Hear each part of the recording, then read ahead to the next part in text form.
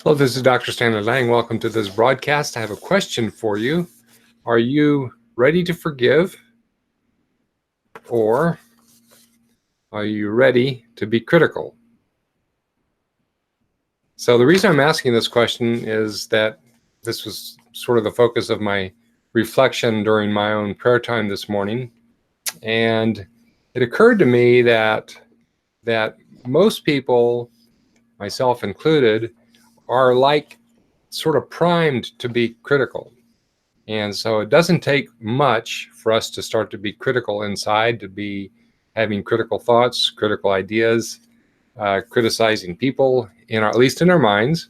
And so we have this sort of critical spirit ready to go off just like that. And the question is whether we are equally ready to forgive, or do we have to kind of work at it? Now, my experience has been I have to work at it, and I have to work at not being critical. That the thing is that I think we're tilted in the direction of being ready to be critical and maybe willing to forgive, but not ready to forgive.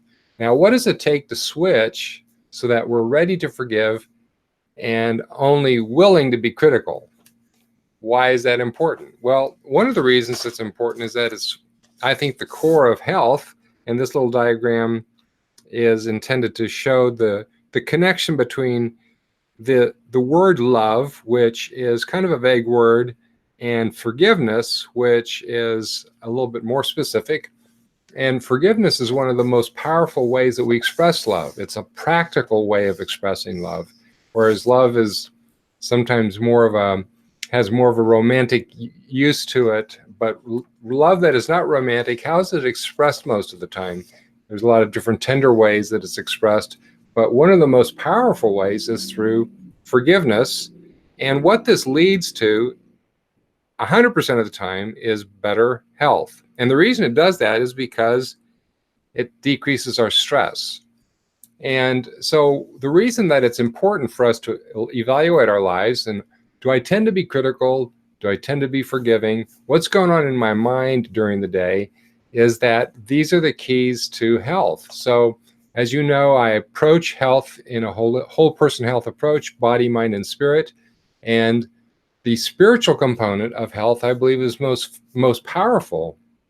And if, particularly from a Christian perspective, forgiveness is like, you've got to do it if you expect to follow Jesus, because there's no way to be a follower of Jesus if forgiveness isn't a part of your life. So the question is, are we ready to forgive and just willing to be critical, or is it the other way around? Are we mainly ready to be critical and willing to forgive if we're dragged into it? So I encourage you to think about that, because the way that you're aimed, the way that you're leaning, is what's going on most of the time in your head.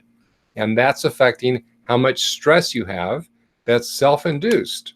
One of my patients today described how he's causing his own anxiety by how he's thinking. We cause a great deal of our stress by our critical attitudes and our lack of a forgiving attitude. So I wish you well. God bless, and hope this encourages you down the path of better health. Have a good day.